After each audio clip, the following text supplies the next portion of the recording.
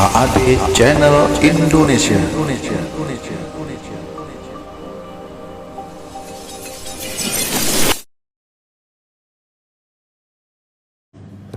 Assalamualaikum warahmatullahi wabarakatuh. Innal hamdalillah nahmaduhu wa nasta'inuhu wa nastaghfiruhu wa nastahdihi wa na'udzu billahi min shururi anfusina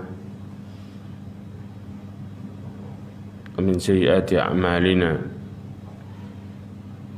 Man yahdihillahu fahuwal muhtad wa man yudlil falan tajida lahu waliyyan mursyida. Asyhadu an la ilaha illallah wahdahu la syarika lah wa asyhadu anna Muhammadan abduhu wa rasuluh. Qala Allah Ta'ala fi kitabihil karim, a'udzu billahi minasy syaithanir rajim. Ya ayyuhalladzina amanu ittaqullaha haqqa tuqatih wa la tamutunna illa wa antum muslimun, wa ba'd. Alhamdulillah, kita bersyukur pada Allah Azza wa Jalla sebagaimana yang Allah Subhanahu wa Ta'ala perintahkan. Salawat dan salam kepada Nabi Muhammad sallallahu alaihi wasallam, khairul anbiya'i wal mursalin, sebaik-baik nabi dan sebaik-baik rasul. Ma'asyarul mu'minin rahimani wa rahimakumullah jami'an. Kita masuk ke dalam bab yang baru, yang keempat ya. Yang bawa kitab tauhid ada yang bawa? Ada. Bab keberapa sekarang? 4 ya? Yang ikuti penjelasan tentang makna tauhid dan makna syahadat la ilaha illallah. Keberapa itu?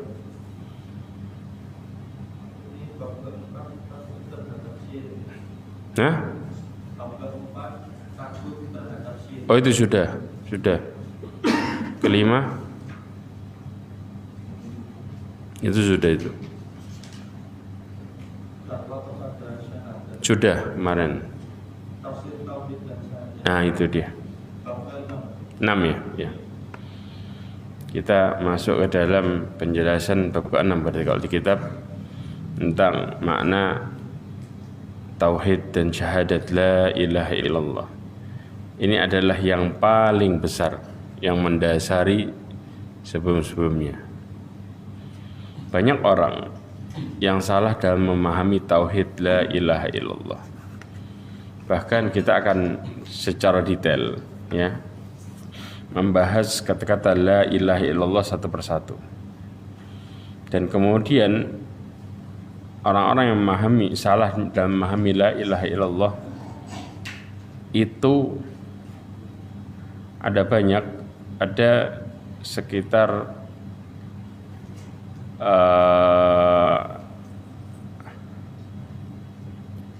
5 firqah atau 5 kelompok yang salah dalam memahami la ilaha illallah, masing-masing dengan maknanya.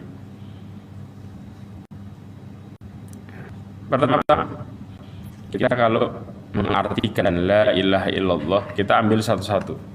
La ilaha illallah ya, ini dari mulai la, kemudian ada ilah, ada illa, kemudian ada Allah. La di sini adalah la an-nafiyah. Karena ada la itu ada dua, pelarangan itu ada 2 jenis dalam bahasa Arab. Ada nafiyah, ada nahiyah. Ya. Ini termasuk ke dalam la nafiyah. La nafiyah lil jins. Ya. Artinya meniadakan seluruh jenis. Apa yang dia tiadakan? Seluruh jenis sesembahan. Ya. Kemudian yang kedua adalah al-ilah. Ya, kalau kita bicara ilah di sini adalah dalam bahasa Arabnya artinya ma'bud, yaitu yang disembah. Ya. Ilah ini wazannya dari kata fi'al. Nah, fi'al itu artinya maf'ul. Kayak kitab ya, artinya apa? Maktub, yang ditulis. Ya. Makanya al-ilah maknanya adalah ma'luh. Ma'luh di sini adalah ma'bud.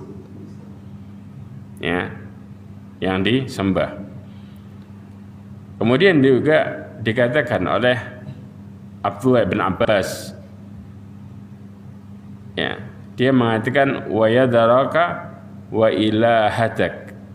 Artinya apa? Dia meninggalkanmu dan penyembahan terhadapmu. Mengenai Fir'aun nih. Kemudian juga Abdullah bin Abbas mengatakan wa ilahatak, artinya ibadatak. Ya, yaitu beribadah kepadamu. Ilahatak di sini menyembahmu, artinya beribadah kepadamu. Kemudian dalam tafsir Tabari juga dikatakan inna makana fir'aunu yu'badu wa la ya'bud. Sesungguhnya dahulu Fir'aun itu yu'bad, disembah, wa la ya'bud, dan tidak menyembah. Ya.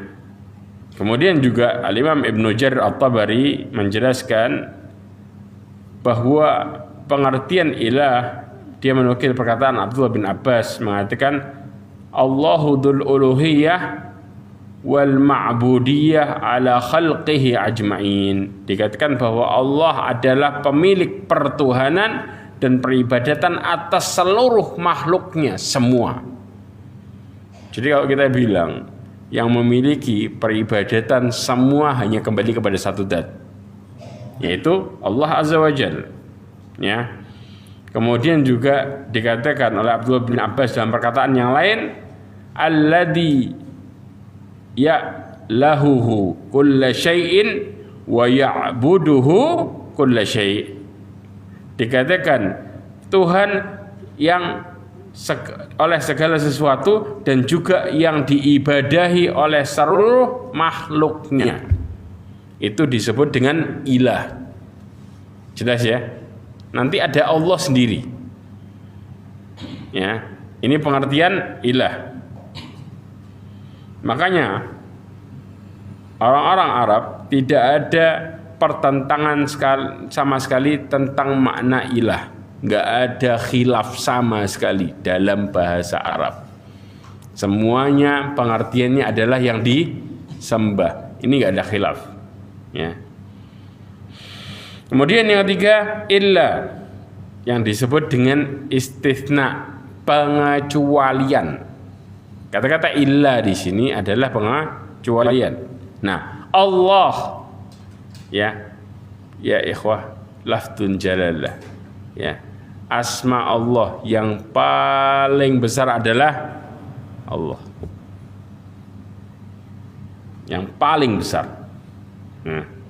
Nah, pengertian Allah adalah Ibnu Jarir At-Tabari mengatakan dalam tafsirnya artinya yang disembah. Bahkan para ulama mentakdirkan khabar la an-nafiyah lil jins, dikatakan dengan kata-kata bihaqqin. Ya.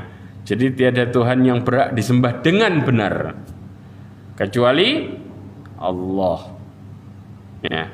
Kemudian orang-orang falasifah dan yang lainnya, Asy'ariyah juga mengatakan bahwa mereka mentafsirkan la ilaha illallah, mereka mentafsirkan bukan ke arah uluhiyah, tapi ke arah mana? Rububiyah. Maka mereka meyakini dengan mengatakan la qadira ala al-ikhtira illallah, tidak ada yang mampu menciptakan kecuali Allah. Makanya disebut la ilaha illallah, tiada Tuhan selain Allah. Yang dimaksud Tuhan di sini adalah yang menciptakan. Arahnya rububiyah. Ini adalah pemahaman orang-orang filsafat dan juga apa? Orang-orang Asy'ariyah. Ya, mereka tidak memahami ilah sebagai ma'bud yang disembah, tetapi yang mengatur, yang menciptakan. Ya. Makanya kata-katanya tiada Tuhan selain Allah. Kalau pengertian ini yang benar, maka otomatis ya orang-orang di zamannya Nabi Nuh kemudian di zamannya orang-orang Quraisy mereka tidak ditentang sama sekali. Jelas? Karena ketika mereka ditanya siapa yang menciptakan langit, bumi, mengatur pergantian siang malam, mereka la yaqulun Allah. Mereka akan mengatakan siapa? Allah. Akidah mereka benar kalau itu arti sebenarnya. Tapi Rasulullah SAW menjelaskan kalau mereka itu adalah orang-orang kafir yang diperangi karena arahnya adalah kepada uluhiyah sebenarnya. Nah, ma'asyarul mu'minin rahimani wa rahimakumullah. Bahkan Al-Imam Al-Baghdadi ya mengatakan di dalam kitab Usuluddin mengatakan waqtalafa ashabuna fi ma'nal ilah. Para ulama kami ya khilaf dalam pengertian ilah.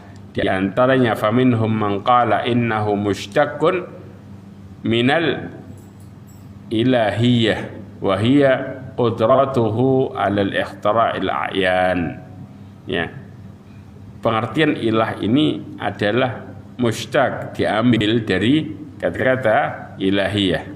Ilahiyah itu artinya kekuasaan untuk menciptakan a'yan, benda-benda.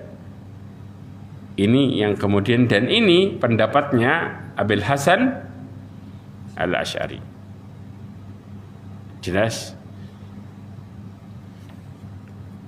Kemudian Ar-Razi menyebutkan pendapat tentang makna asal kata Allah, ya, dikatakan al-qaulu sabi al-ilah man lahul ilahiyah wa hiya qudratun 'alal ikhtira'. Razi juga mengatakan masalah ini, bahwa ilah itu, pendapat yang ketujuh adalah yang memiliki ilahiyah. Ya, mereka mengambilnya dari kata-kata ilahiyah, bukan uluhiyah. Ya, ilahiyah itu artinya kemampuan untuk menciptakan. Ya, makanya dikatakan la qadiru 'alal ikhtira' illallah. Ini pengertian orang-orang yang mengatakan ini. Padahal rububiyah itu enggak ditentang sama sekali. Ya. Pertanyaannya, sebelum kita masuk ke dalam firqah-firqah ini, kita mau murajaah sedikit. Ya ikhwah, kita ini kalau ditanya siapa yang memecah tauhid itu menjadi 3,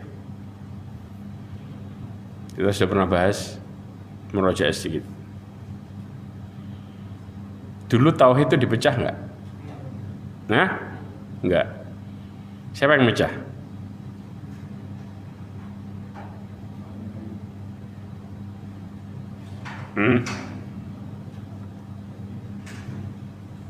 Siapa yang mecah? Dulu kita sudah pernah bahas. Di pembukaan di awal mula.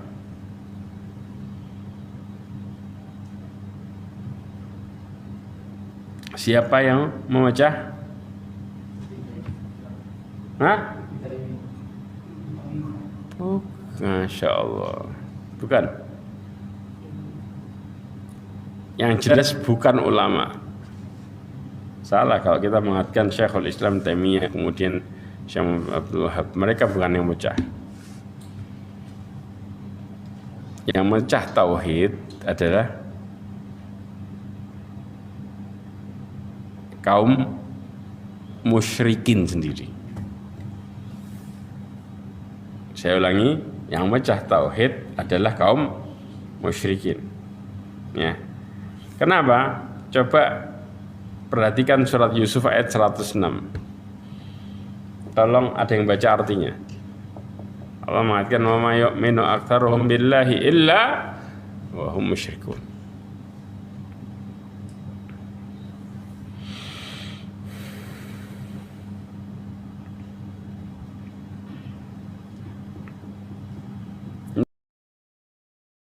Ini berkaitan dengan pembahasan kita yang sekarang.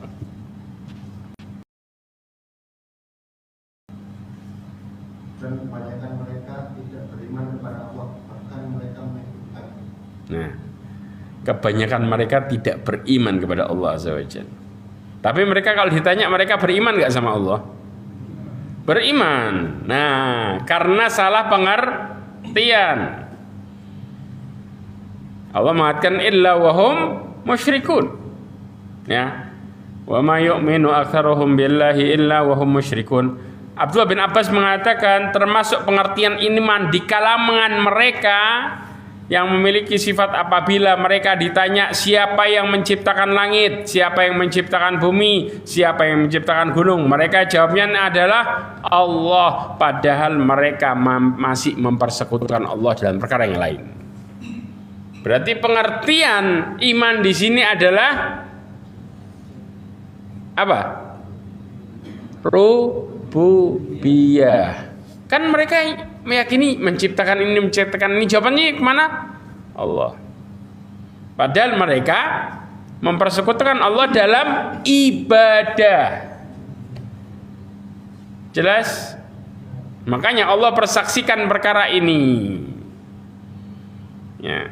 Berarti kalau bicara rububiyah dari dulu mereka udah yakin. Ya. Dan itu tidak dipertentangkan sama sekali. Yang dipermasalahkan adalah nyembahnya.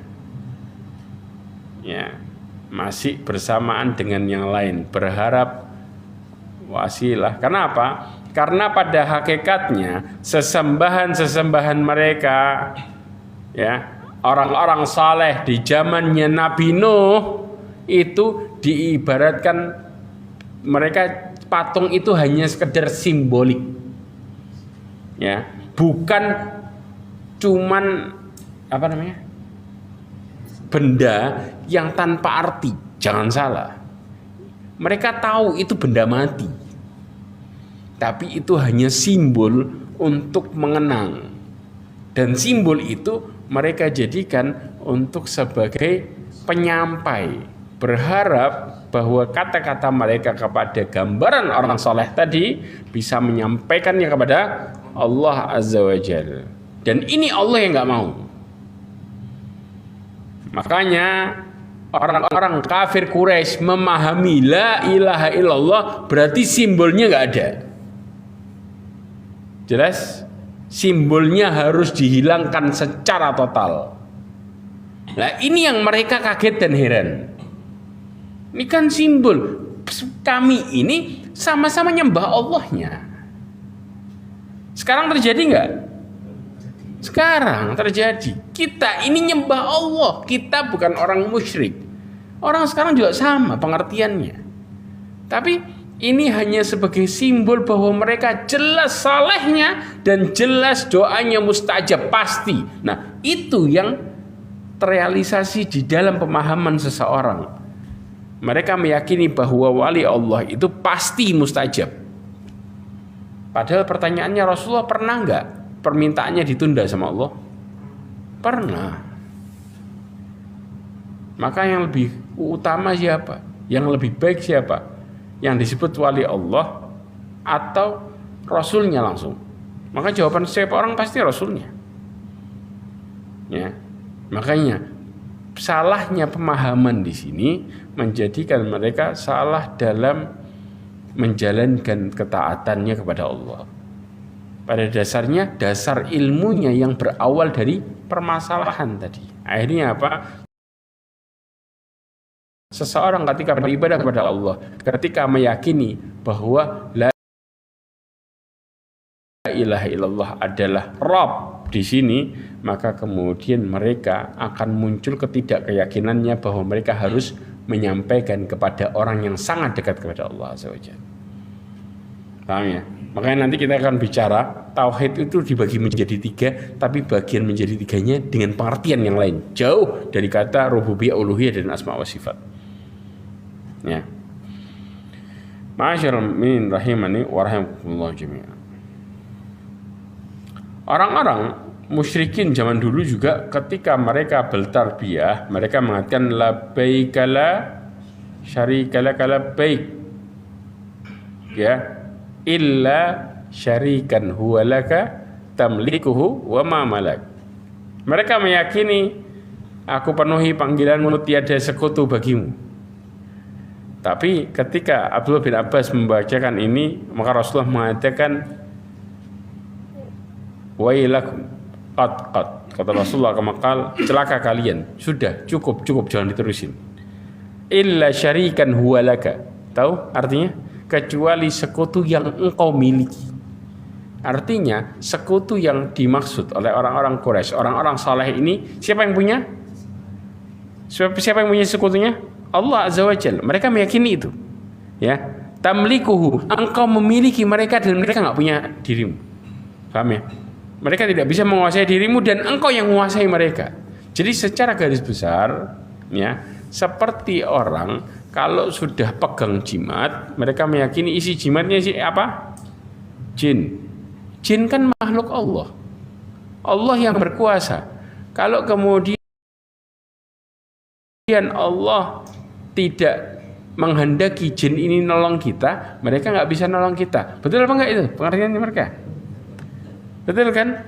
Tapi ini disebut dengan syirik karena pertolongan harusnya minta kepada satu zat. Bukan berharap kepada yang lainnya. Bahkan dari bab perkara yang buruk ketika sering kita minta tolong sama manusia. Apa yang sesuatu yang kita bisa lakukan kemudian kita minta tolong kepada manusia, maka ini merupakan perkara yang buruk. Kenapa ya ikhwah? Ya, Rasulullah Shallallahu Alaihi Wasallam ya menjelaskan tentang nanti orang-orang yang sering meminta kepada manusia, ya, bahwa mereka akan menemui Allah Subhanahu Wa Taala di mana? Di padang mahsyar, ya. Sedangkan wajah mereka tidak ada dagingnya sama sekali. Artinya Allah Subhanahu wa taala hinakan orang-orang yang suka meminta tolong kepada manusia. Dan Rasulullah Shallallahu alaihi wasallam membaiat orang-orang di bawah pohon, tahu? Baiat apa? Ridwan. Di antaranya adalah tidak boleh meminta-minta kepada manusia. Dikatakan la tazalu mas'alatu bi ahadikum hatta yalqallah wa laysa fi wajhihi muz'atu lahmin. Hadis riwayat Imam Muslim. Disebutkan tidak ada salah seorang dari kalian yang terus meminta-minta kecuali kelak di hari kiamat dia akan menemui Allah dalam keadaan tidak ada sepotong daging pun di wajahnya. Ini kemuliaan atau kehinaan? Persis. Rasulullah mengajarkan kepada Abdullah bin Abbas, "Idza sa'alta fas'alillah, wa idza sta'anta fasta'in billah." Kalau engkau mau minta tolong sama Allah. Ya. Makanya dalam perkara ini pun, ya, kita disuruh kembali kepada satu zat. Ustaz, ya terus kalau nggak ada orang yang membantu kita gimana? Ya ikhwah, kalau kita mau jalan keluar kita minta tolong sama Allah, kemudian ikhtiar. Ikhtiar itu kita berusaha. Dari berusaha itu tadi baru bukan mengandalkan pertama kali kepada manusia. Karena masalah toleh kanan toleh kiri, ada yang nolong nggak? Lupa sama yang punya kunci dari setiap masalahnya. Nah, ini pelajaran tauhid. Ya, makanya kalau kita selalu minta pertolongannya kepada makhluk, maka kita nggak akan pernah bisa yakin sama Allah Azza wa Jalla. Dalam setiap urusan kita pasti akan ragu, mengatakan saya ini penuh dosa, apakah doa saya diterima, saya pasti nggak didengar dan lain sebagainya. Akhirnya apa? Akhirnya kita selalu mencari wasilah. Padahal yang terbaik ketika kita minta sama Allah Azza wa Jalla langsung. Jelas? Ma'asyiral mu'minin rahimani wa rahimakumullah jami'an. Nah, kita bicara firqah-firqahnya. Yang pertama, tauhid menurut pengertian Mu'tazilah. Mu'tazilah mengartikan tauhid adalah mentauhidkan Allah dari segala yang menyamainya. Tahu maksudnya? Jadi menghilangkan sesuatu yang menyamai Allah Azza wa Jalla. Dan ini melazimkan harus menolak seluruh sifat. Kenapa? Karena dikatakan Al-Qadi Abdul Jabbar, dia mengatakan annahu ta'ala la yajuzu ay yastahiqqa hadhihi sifat lima'an qadimah wal aslu fi dzalika annahu ta'ala law kana yastahiqqu hadhihi sifat lima'anin qadimah wa qad thabata anna al-qadim innama yukhalifu mukhalafuhu ya biqaunihi qadiman wa dzalika yujabu ay yakuna hadhihi al-ma'ani mithlan lillahi ta'ala. Allah itu enggak boleh disifati dengan sifat-sifat yang mengandung makna yang qadim. Qadim di sini azali. Tahu azali? Kalau istilahnya zaman azali, mereka meyakini azali ini sebelum adanya segala sesuatu. Jadi cuman ada Allah di situ. Jelas? Jadi belum ada yang mendahulunya sama sekali. Mereka sering ya mengaitkan Allah dengan zaman azali. Jadi Allah itu sifatnya ya sudah zaman azali, belum ada apa-apa. Kalau kemudian kita mensifati Allah dengan zaman yang sudah ada makhluknya, berarti kayak makhluk. Nah, itu pengertian mereka. Jelas? Berarti kalau disebut sekarang gimana? Dulu kan nggak ada apa-apa kan? Apakah kemudian disebut? Mereka berpikir enggak. Karena kalau kita menyebutkan sekarang, mengaitkan dengan yang sekarang, berarti kita mengaitkan kayak dengan makhluk. Wah, ini lebih rancu lagi nih. Pusing nggak antum kira-kira? Hah? Karena Allah itu sifatnya ya udah berkaitan dengan masa dulu belum ada makhluk sama sekali, yaitu Allah seperti itu. Maka orang nggak ada yang bisa memahami sama sekali. Ini bahaya. Cuman pegangan sama satu, yaitu zaman azali. Dah, itu yang pegang mereka. Jelas? Ini pengertian mereka. Kenapa? Karena orang-orang, ya, kita ketahui ya bahwa Allah yang azali menyelisihi yang lain karena sifat yang azali. Jadi Allah itu berbeda di zaman dulu, dan sifat-sifat yang datang setelahnya adalah ciptaan. Ya, ini mewajibkan menjadikan tandingan dengan Allah. Kalau kita meyakini Allah berkaitan dengan sifat yang sekarang, jelas. Makanya mereka, nah bantahannya gimana? Kita bisa membantah dari 4 sisi. Yang pertama, sifat utama Allah bukanlah terbatas hanya pada keadaan zaman azali, tapi semua sifat yang tidak bisa dimiliki oleh selain Allah, seperti menciptakan alam. Itu terjadi. Nah, sampai sekarang kan masih kan? Iya. Pertanyaannya, orang bisa menciptakan alam? Nah, jadi nggak harus kemudian berkaitan dengan zaman belum ada apa-apa. Paham ya? Tapi semua yang Allah miliki dari sifat, tidak ada makhluk pun yang bisa. Itu sifat Allah sebenarnya. Hanya Allah yang bisa. Contoh lagi, Allah maha mengetahui segala sesuatu. Ada makhluk pengetahuannya tanpa batas? Malaikat pun mengatakan subhanaka la ilma lana illa ma'allam tanah. Jelas? Kemudian maha kuasa terhadap segala sesuatu. Ada kuasanya unlimited? Nggak ada. Paham ya? Ini juga bantah dari satu sisi. Ya. 2, ya, tidak ada masalah jika kita bilang keazalian, jika yang dimaksud bukanlah berbilang zat pencipta, tapi azali zat adalah sifat-sifat zat juga azali, maka tidak mengapa. Jadi kalau kita nisbatkan Allah tentang bahwa Allah itu dulu sebelum ada apa-apa, ya Allah dengan sifatnya, iya benar, ya itu nggak dipungkiri. Paham ya? Artinya Allah ada sebelum adanya sesuatu. Paham ya? Ini nggak dipungkiri dan ini benar. Ya. Tapi syubhat yang dibangun, ya, bahwa ada sesuatu zat yang bisa tegak tanpa sifat, yaitu yang disebut zat mujarradah.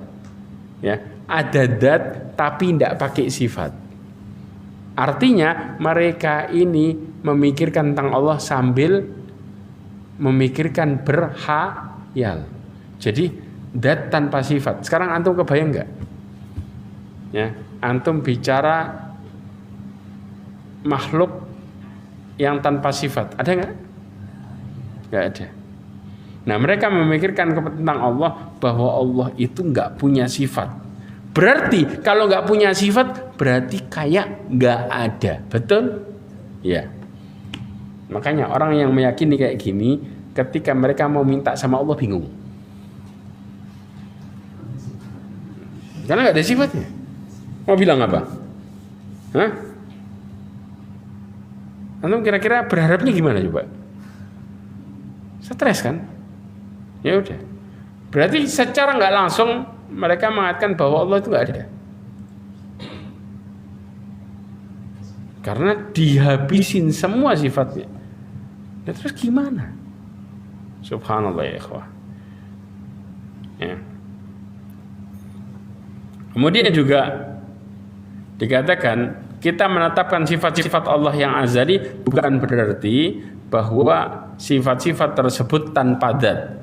Artinya ya, Allah Subhanahu wa taala itu harus adanya memiliki sifat pasti. Dari sinilah, dari sifat ini manusia menyembah dengan penuh keyakinan, munculnya keimanan dengan baik. Contoh ya ikhwah.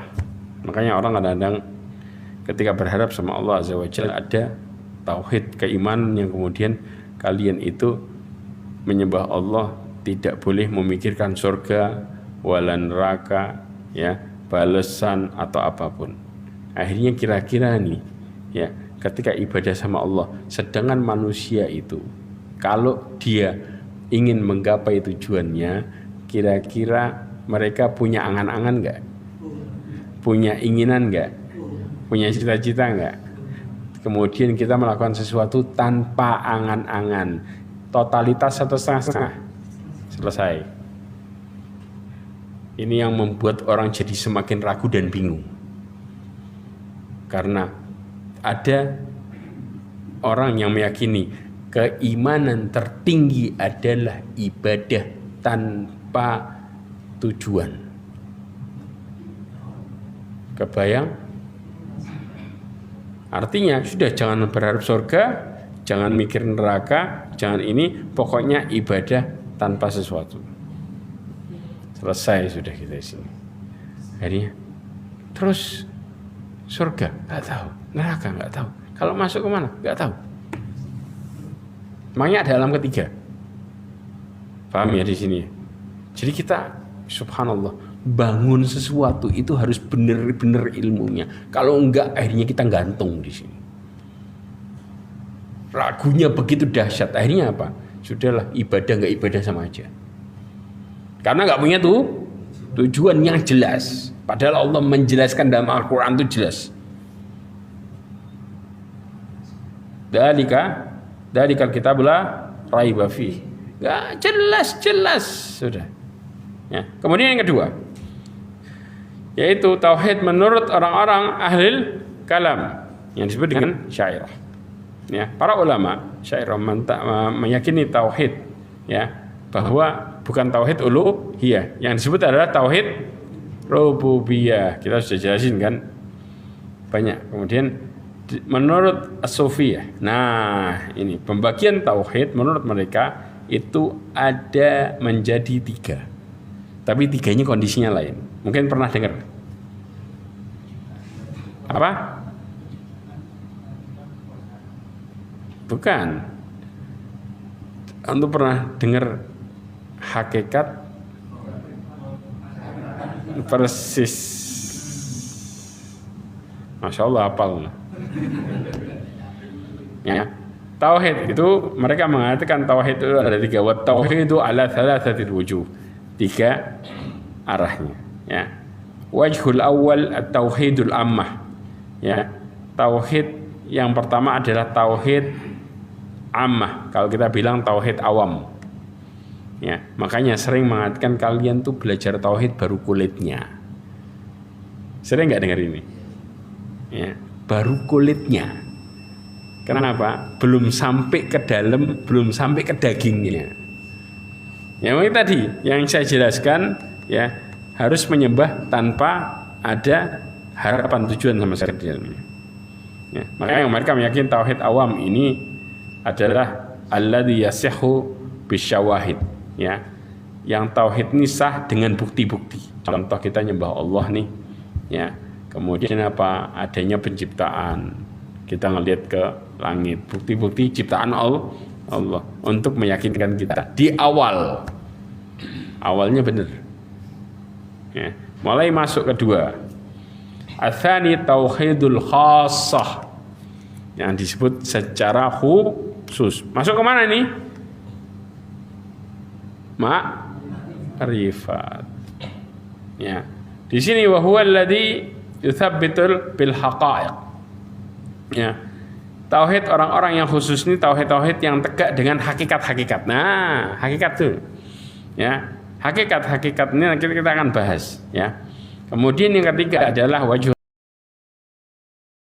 tsalits adalah tauhidul qa'im bil qadim wa huwa tauhidul khassatul khassah. Ya, ini tauhid khawasul khassah. Khususnya khusus, Masya Allah. Ya. Tauhid yang ketiga ini, ya, tegak, dan tauhid ini adalah tegaknya pada Allah secara khusus. Maksudnya pada Allah secara khusus apa? Karena orang-orang yang secara khususnya khusus, yang dikasih, saking dikasih tunjuknya sama Allah sampai nggak bisa mentafsirkannya. Loh, serius. Contoh nih, antum diperlihatkan langsung tentang alam sebenarnya. Begitu ditanya gimana? Tidak bisa terbayangkan dengan kata-kata. Real. Itu yang mereka yakin. Kalau sudah istilahnya bersatu ke dalam, ya, bukan wahdatul wujud, ya. Wahdatul wujud lain lagi. Kalau wahdatul wujud lebih mengerikan lagi kalau antum bicara. Ya. Kalau wahdatul wujud, diri antum itu Allah. Itu wahdatul wujud. Kenapa? Nanti kita jelasin. Ya. Ya. Tauhid yang ini, mereka itu sama Allah dikasih secara khusus tanda-tandanya. Mereka melihat secara langsung sampai mereka nggak bisa ngomong. Karena nggak ada yang dilihat oleh orang sekarang ini. Jadi tanda yang dilihat adalah hanya mereka secara khusus. Dan Allah menampakkannya juga secara khusus. Kalau nggak ada, bisa digambarin dengan kata-kata? Persis. Ya. Makanya mereka meyakini itu. Jadi Allah ngasih kayak model, bukan wahyu, ya, gambaran, bahkan di mimpi dan lain sebagainya. Makanya mereka sering-sering mengatakan masalah mimpi, kan? Ya, karena mereka meyakini perkara ini, ya, ketika ditampakkan tauhid itu, maka seakan-akan mereka tidak bisa berkata-kata. Dari situlah mereka beribadah dengan cara yang kemudian secara khusus ibadahnya. Sudah sholatnya nggak tampak lagi depan orang. Ya, tapi mereka punya sholat secara khusus yang mereka anggap kalau mereka melakukan itu adalah sholat. Makanya perintahnya juga nggak bisa digambarkan dengan kata-kata, karena perintahnya datang secara khusus. Subhanallah.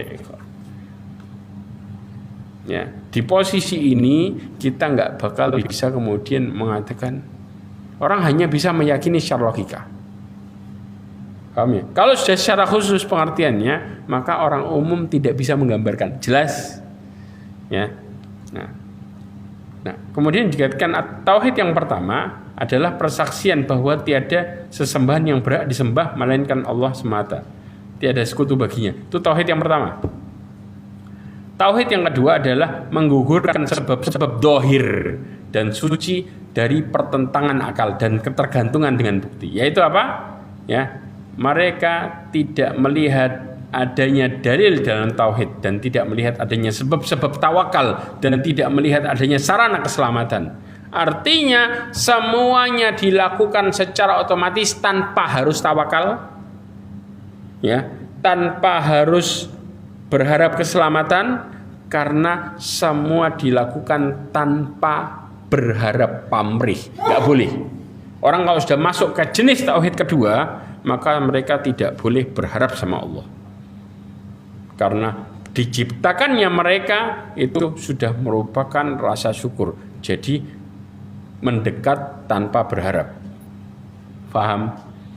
Kayak orang bicara dikasih tanpa pamrih. Ini berpikir kayak manusia atau kita kayak ibadah sama Allah? Kayak manusia sama manusia. Jelas. Karena antum, hidup antum dari bangun tidur sampai tidur lagi adalah nikmat. Ya. Kalau sudah dari bangun tidur sampai tidur lagi nikmat, maka kenapa antum harus minta balasan? Masuk nggak tuh? Mulai subhatnya kena. Iya kan? Betul nggak? Oh, cocok nih pikiran. Akhirnya apa? Seseorang mau dekat sama Allah, mau minta di posisi kedua nih, nggak boleh ya. Aduh. Jelas. Yang ketiga lebih.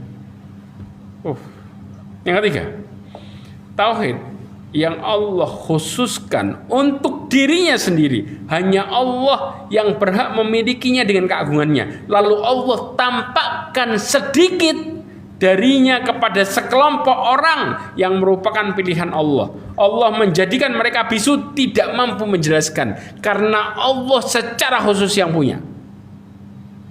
Kemudian dikasih tampak kepada sebagian orang, maka saking ngelihatnya nggak bisa membayangkan, makanya mereka nggak bisa ngomong.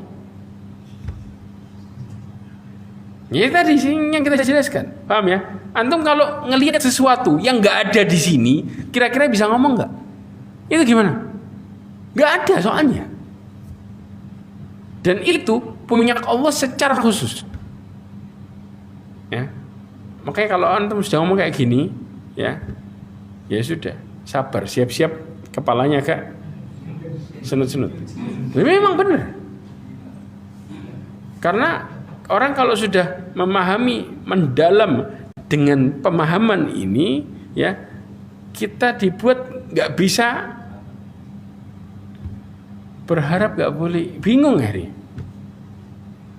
Tapi kalau mulai dipikir dengan akal, masuk, orang bilang masuk akal nggak? Kalau mulai mendalami orang kadang-kadang kalau sudah kena syubhat masuk akal, betul nggak? Kenapa? Coba antum bayangin, dari bangun tidur sampai tidur lagi antum sudah dikasih nikmat. Perlu minta? Paham ya di sini ya? Oh. Inilah ya ikhwah. Yang keempat, tauhid al-ittihadiyah. Nah, ini dia. Yang disebut dengan wahdatul wujud. Di antara yang mendakwakan tauhid ini adalah bedakan ya antara Ibnul Arabi dengan Ibnu Arabi. Ada yang pakai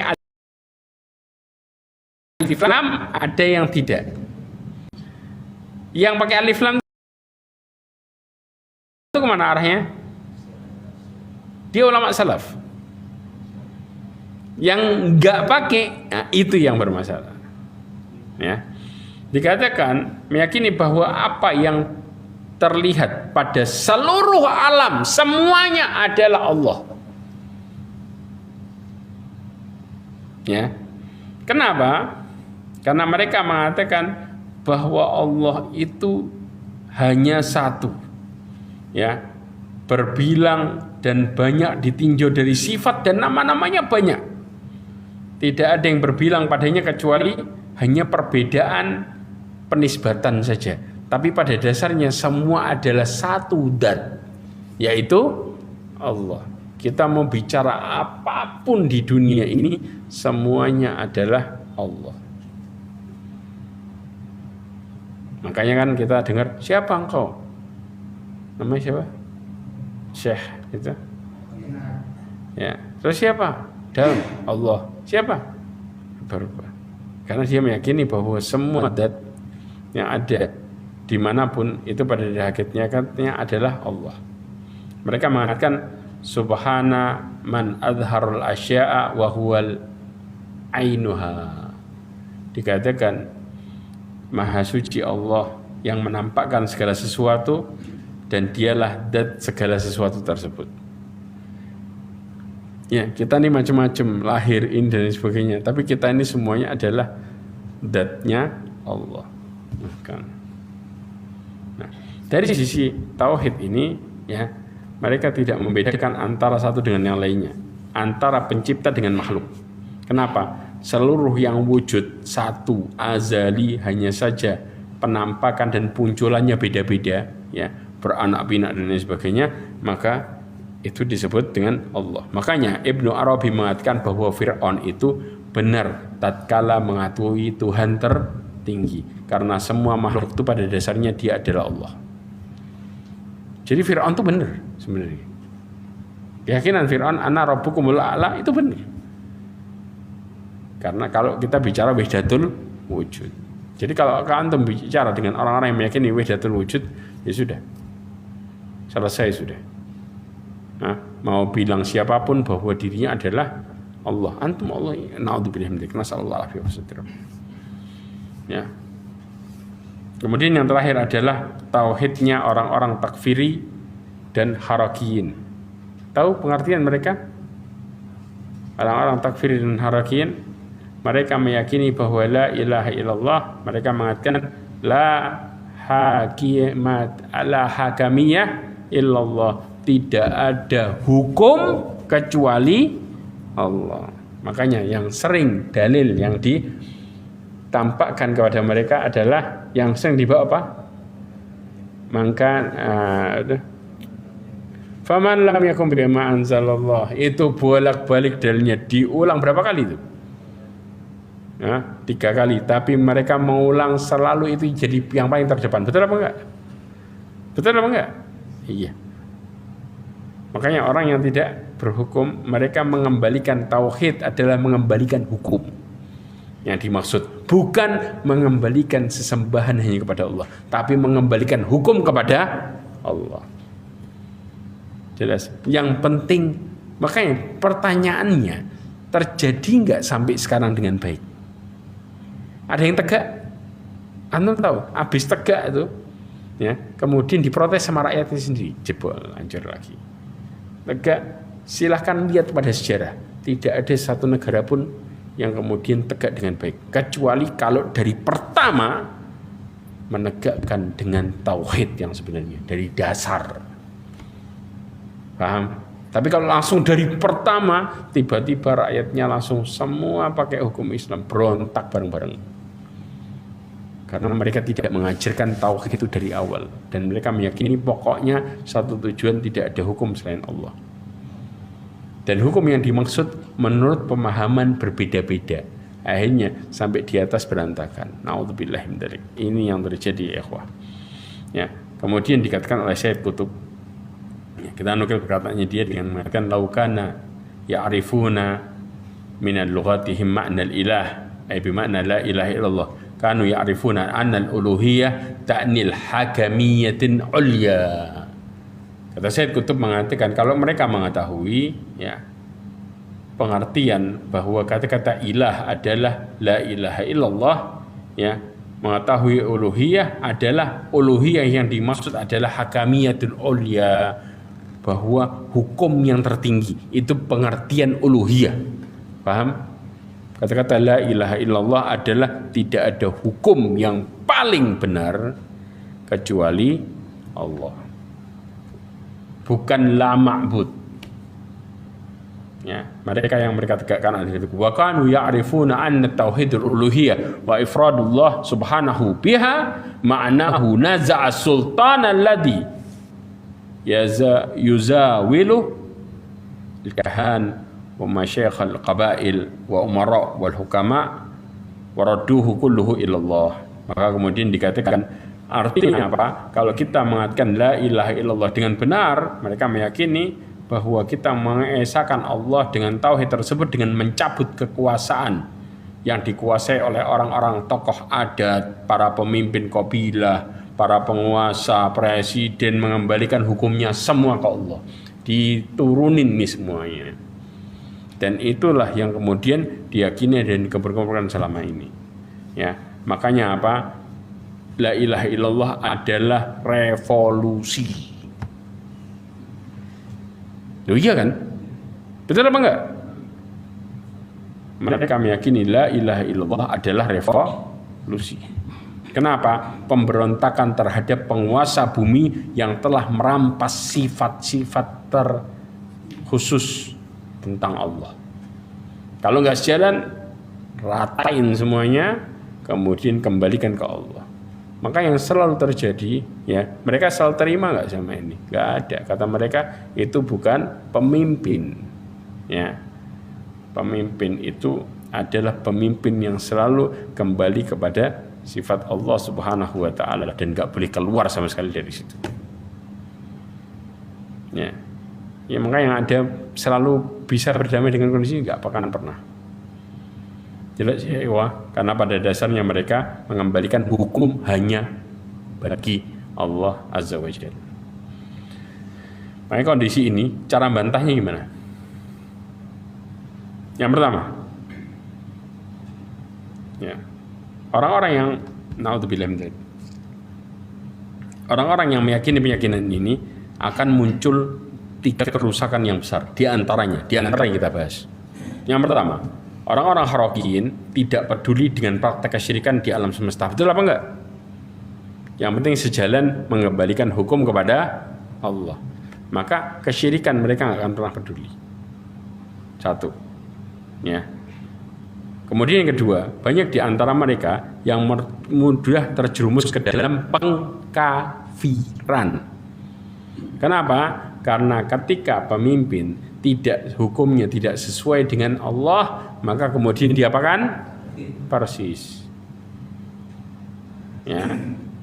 Karena pada dasarnya la ilaha illallah tiada hukum selain Allah.